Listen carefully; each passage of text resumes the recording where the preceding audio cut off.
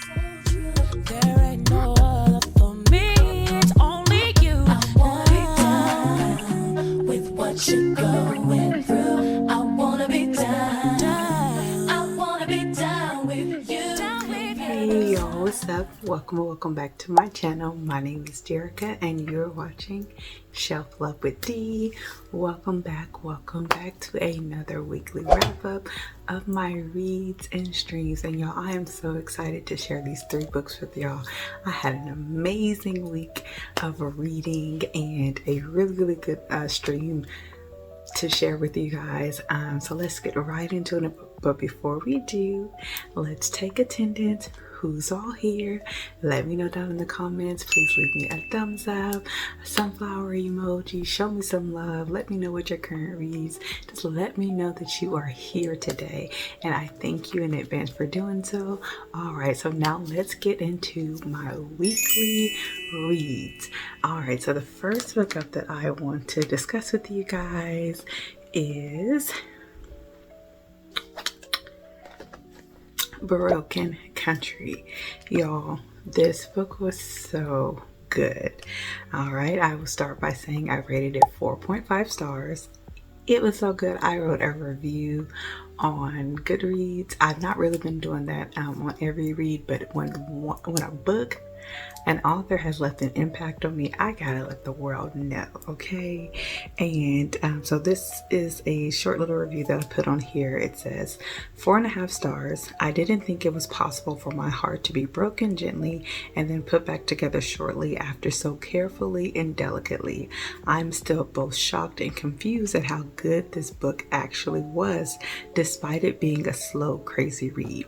I realized shortly after reading this book, the slowness was a necessity to give this story justice and allow every pertinent detail to unfold.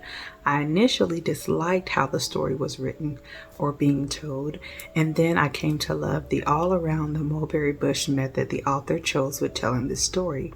I didn't know there was a cheating trope, but I surprisingly didn't hate the cheater. The why was written in a way where you can't and don't condone it, but you can understand it.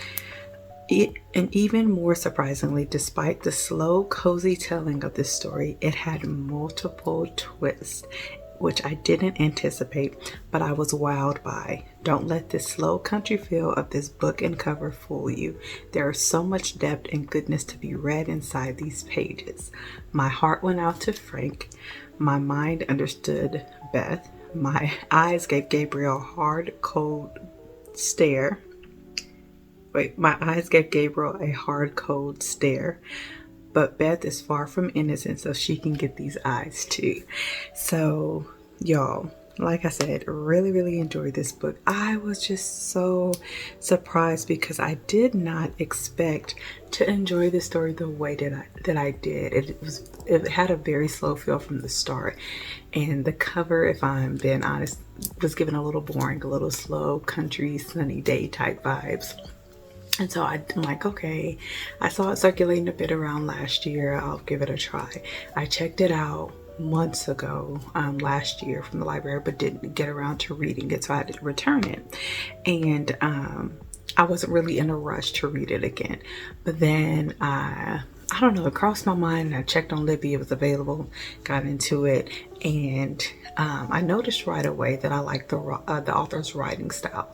But then the first 2 to 3 chapters, I got a little confused with all the back and forth, because it does go from like when they were younger to present day, and then a trial that is going on in the book, which I didn't expect the trial either. And that was a nice little added element, because it gave the book, even more depth, even more goings on, that you're like, whoa, and trying to see how it all comes together. So really enjoyed it. If you are not familiar with this book, I'm going to read the book description for you. It says, the farmer is dead, he is dead, and all anyone wants to know is who killed him. Beth and her gentle, kind husband Frank are happily married, but their relationship relies on the past staying buried. But when Beth's brother-in-law shoots a dog going after their sheep, Beth doesn't realize that the gunshots will alter the course of their lives, for the dog belonged to none other than Gabriel Wolf, the man Beth loved as a teenager. the man who broke her heart years ago. Gabriel has returned to the village with his young son Leo, a boy who reminds Beth very much of her own son who died in a tragic accident. As Beth is pulled back into Gabriel's life, tensions around the village rise and dangerous secrets and jealousies from the past resurface, this time with deadly consequence. Beth is forced to make a choice between the woman she was, Beth is forced to make a choice between the woman she once was and the woman she has become. This book was so good, y'all. If you have not read it, if you have been thinking like, it seems boring, I don't know, please pick it up and read it. Give it a try. If it seems just like not something you're into, download or order, check out whatever from Libby. The audio, it will be worth it. Go into it knowing that it is a slow, cozy feel. It's a snuggle in a warm blanket. It's not very fast paced at all, but there's so much being unpacked in each page. There's so much happening in this book, just at a slow and steady pace, but it is enough to hold your attention. It is enough, more than enough, to keep you turning those pages. And I really enjoyed this book and highly recommend it. Some of the things that like I said in the book, that I didn't hate the cheater. Normally I cannot stand the cheater. It almost makes me not want to finish the book because of the cheater. But it was just done in a way where it's like, when you're young, you know, you experience life and you make choices or don't make choices that you regret later. There was this tragic incident, which is Beth and her husband losing their son, where it just put them in a place where they were just existing in this grief together. And you know, like the devil liked to play games and send her past love, her teenage love, her first love back into her life, just at that exact time where she needed that comfort, she needed that love, she needed that attention. And like I said, you don't condone it, but you can understand it. Like if she were to sit down and I'm like, girl, you wrong, you shouldn't be cheating on your husband, he's a good man, blah blah blah. When she explains it to me, I can understand it, but I'm like, you still wrong. You need to correct it and you need to tell your husband. But it was really good. Even when you find out the more of the twist to the storyline and their dynamic and things, it's just like, oh, I can really understand this even more. But then it also just makes you love Frank, her husband, so much more and ready to like fight her for him, because why are you doing that man like that? But really good read, highly recommend it. If you have not read it, please do so, or at the very least add it to your TBR. If you have read it, I am interested in knowing what your experience was, so please let me know down in the comments if you enjoyed it as much as I did, or if you weren't feeling it. And if not, if you weren't feeling it, please let me know why. I'd be curious to know. All right, next book up is The Scammer by Tiffany D. Jackson. Y'all, I grew so tired of FOMO. I was seeing this book circulate so much everywhere, everybody's channel, everybody's page, and hearing everybody just rave about how crazy good this book was. And so I saw that it was available on Libby. I was going to order it, but then I watched Bookmark by Leah's review on it and I decided to pump the brakes. Like, this is going to be one of those books that I need to read first, and then if I enjoy it that much, I'll get a trophy, you know, the trophy book for it to have on my shelf. But if I don't, then at least I didn't, you know, I wasn't out of any money. So I decided to pump the brakes, borrow it from Libby on Kindle and audio, and to see how I enjoyed it. And I am glad that I took that route. I will say I enjoyed this read. It was a crazy, ridiculous read. Like, the fact that it's loosely based off a true story really was like, had me every so many pages like, what is wrong with people? People are crazy, people are weird, people are strange and losing their marbles. Like, it was well written. I do believe this is my very first Tiffany D. Jackson book. Pretty sure it is.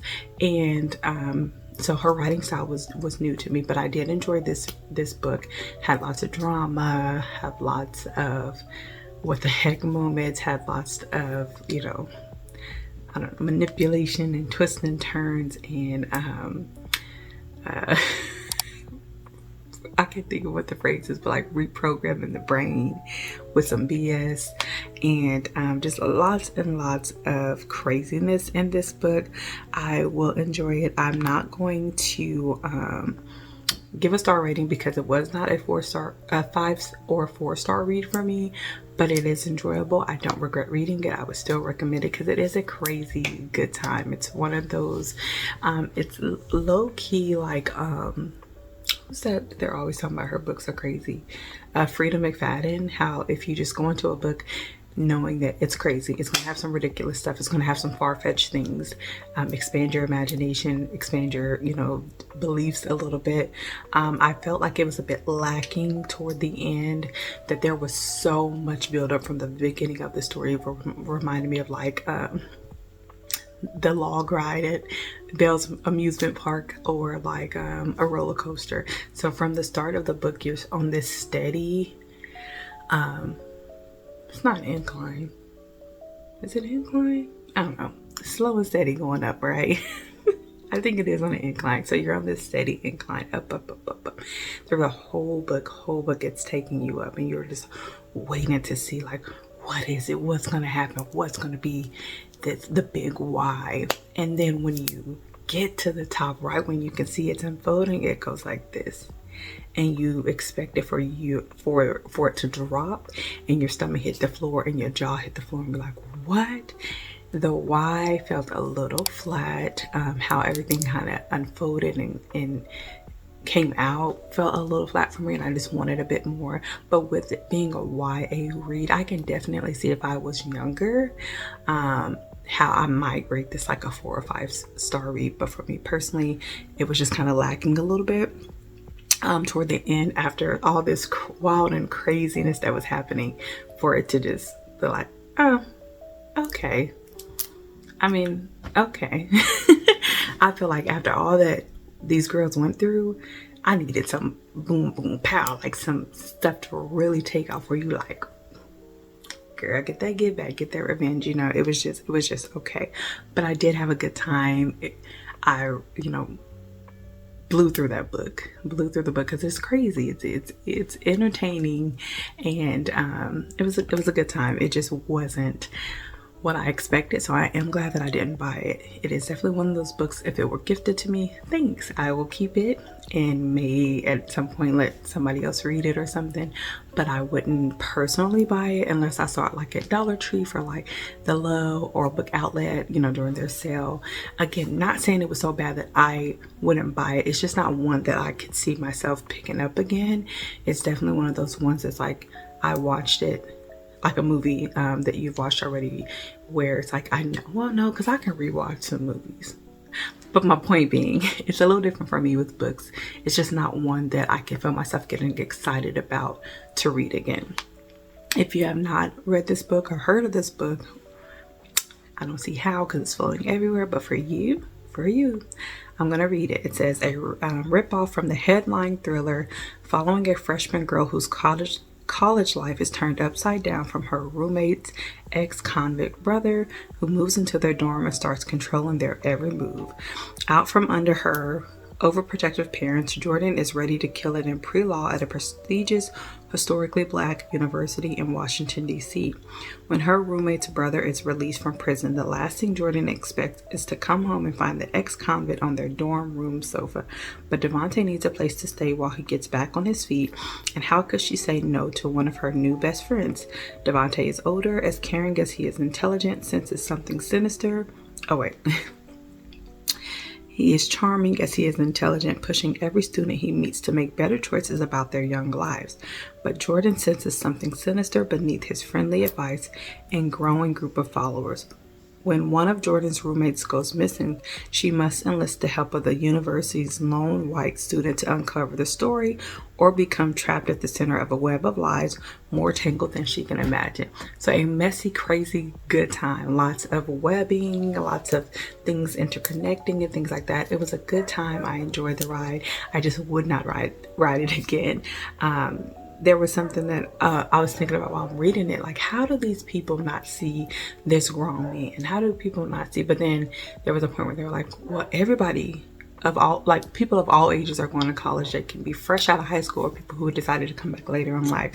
So I guess it wouldn't really stand out. But again, reminding myself that this is a book in YA, because I'd like to think like, ain't no way I've been putting up with that. I don't care who's believing what. I don't care if my newfound friends were like, Derica, why are you, not hanging with us or being a part of this? I'm gonna, meet me a friend and stay with her, room with her, or go see if I can get my room changed. And if I can't, then I'll just be, hopping from pillow to post for a bit, because I'm not staying in that mess. I'm not. But it was enjoyable, and it can happen, and it did happen. So that's another thing that I'm just like, Lord, let me school my children right so they can pick up on the BS before they get caught up in it. Well, I guess before they step in it, right? All right, so next book up, last but certainly not least, this was a book club read with the official chapter chat over on Fables, which is The Last Summer on State Street. Y'all, I just finished this book and I was talking my husband's ear off about it. As you can see, I tabbed it up, can't see no highlights in it, highlighted it up.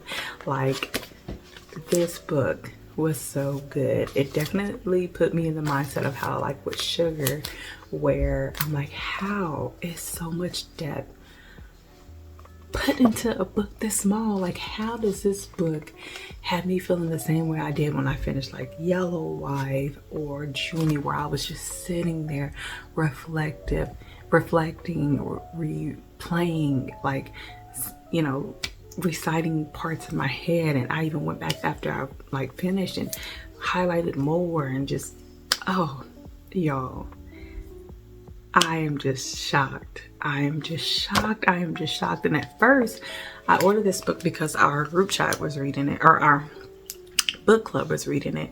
And when I got it and I saw how small it was, and then I saw on Libby it was available, I was like, girl, you could have read it on there without spending any coins.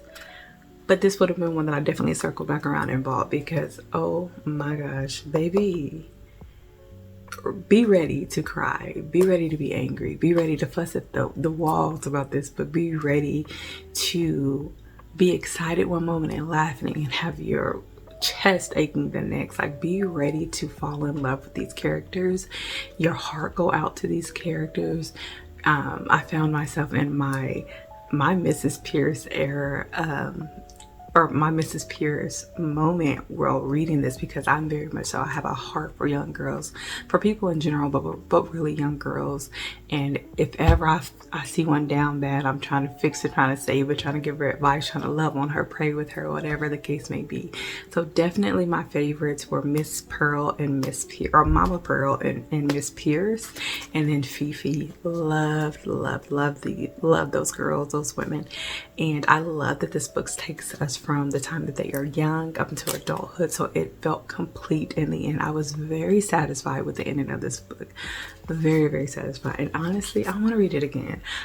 I could read this again tomorrow or next week, because it's just so full, so rich, so filling, so just like, I feel like if you don't have a mama, a grandma, or a wise woman in your life, you can read this book and really grow, and to really be enlightened, and to really be encouraged, like to do more, to be more, to make a plan for your life, to not let your past hold you back. Like, this book, I'm so surprised because it is a YA read, but it is just so much in this book. So I'm like, I want everybody to read it. I literally am thinking about, I'm like, when I'm telling my husband about it, I'm like, was fighting, telling him like, I want you to read this book, because I know he's not read it, but I want him to read it. And then my mom is getting ready to bring the kids home, and I'm like, I want to send this home with her. Like, Mom, please read this, like, it's such a short, easy read. You'll be flipping through those pages, just being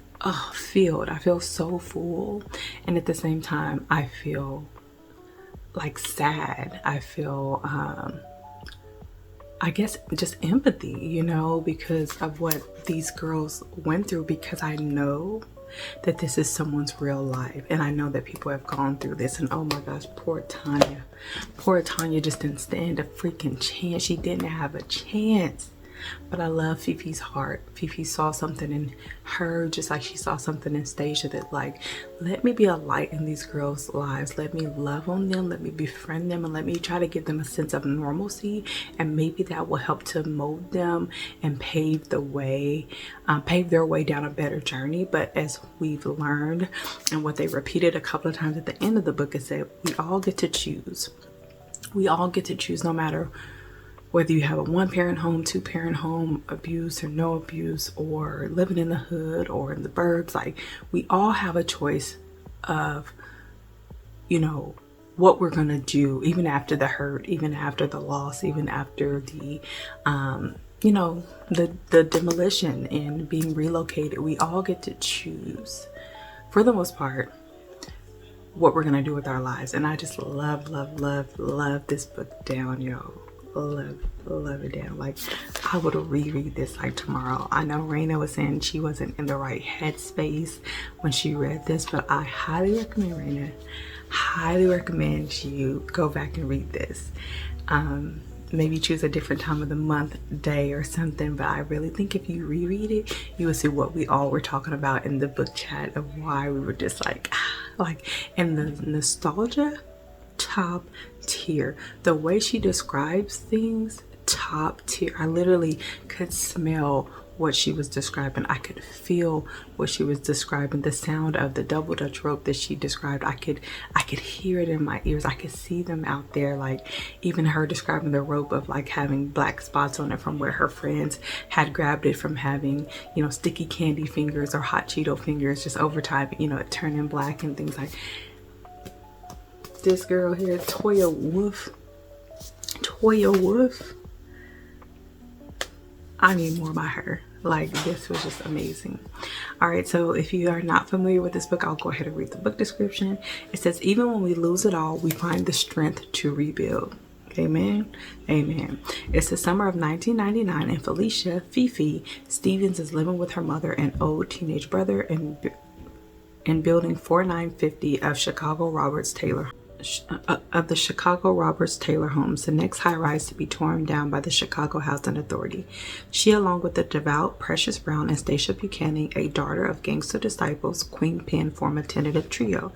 But when Fifi welcomes a mysterious new friend, Tanya, into their fold, the dynamic shifts, upending the lives of all four girls.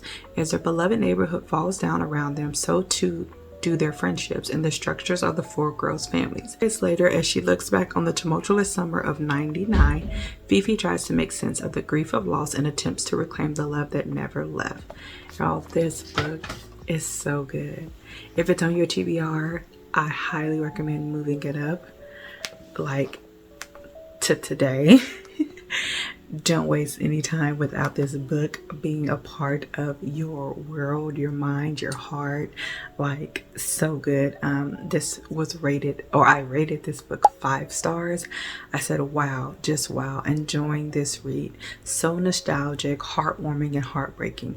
You'll laugh, you'll fuss, and maybe even shed a thug tear or two. I felt every emotion while reading this book. I feel like I am still in awe at just how much depth, emotion, nostalgia, and wisdom is packed into such a small debut. Where I want more from this author ASAP. Absolutely. Oh my gosh, if her debut was this good, oh, I can't wait to read the next. I can't wait to read what she has next. Now, it does set the bar kind of high. You know, you came with this amazing book, this well-written story. You can't come with no less now. The bar is definitely set high. Even one of our my book family, when I posted, trying to see how you get to it, I posted on BookTube, you know, that I was reading and enjoying it. And let's see here, her name is at Pages and Perfume. Shout out to you. So she says, I get so happy whenever I see someone pick this book up. Those pages deserve to be turned. The words deserve to be read, and the story deserves the space in the brain it takes up, because it is that good.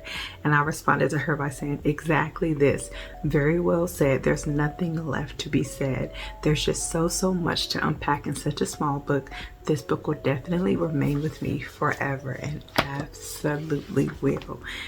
I could go on and on and on about this book. Maybe I should have done a reading vlog with this book where I could just really unpack it. But so glad that I bought this book. This is one of my top reads. This may be my top read for the year. This may be my top read for the year. This feels like a 5-star read. That was written like a 5-star read. Like, oh, let me move on. So that is it for my reads for this past week. For my streams, I have not really watched anything. I've been in my reading era so much more. So yesterday, baby and I went on a date and we went to go see The Bride. Y'all, this is not my typical type of movie. It was my husband's pick. We try to like alternate who picks the movie we go see. Well, alternate. He gets to pick a lot more than I do. But anyways, I end up just going with what he wants to see because I really don't mind. I want to see all the movies. But this movie, y'all, was so good. So good. I know the story of Frankenstein has been told so much and rewritten and remade so many times. But Maggie Gyllenhaal, I'll put her on the screen. Gyllenhaal. Oh no, she made this her own. Y'all, I was entertained from the start of the movie to the end. And I think the movie was about 3 hours long. And to me, it did not feel like it.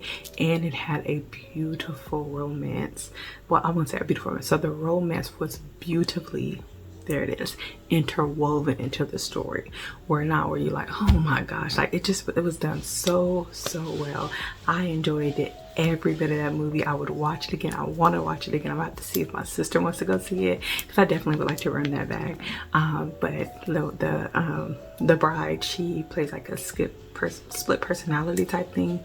Amazing job. She did that. She made that movie. She made that movie. If y'all have not seen it, go watch it and let me know. Come back to this video. Please let me know what you think after you go watch it, if you decide to watch it. But y'all, that is it. That is all for this past weekly wrap up on my weekly reads and streams. Y'all, I had an amazing reading week and I hope that carries on until next week.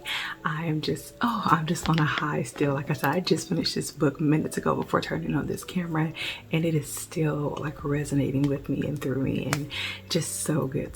But thank y'all so much for hanging with me yet again another Sunday. Don't forget to like, comment, and subscribe if you haven't already. Let me know your thoughts on these books that we talked about in the movie that I discussed with you. And until next time, don't forget to show yourself some love today. Down with you. Down with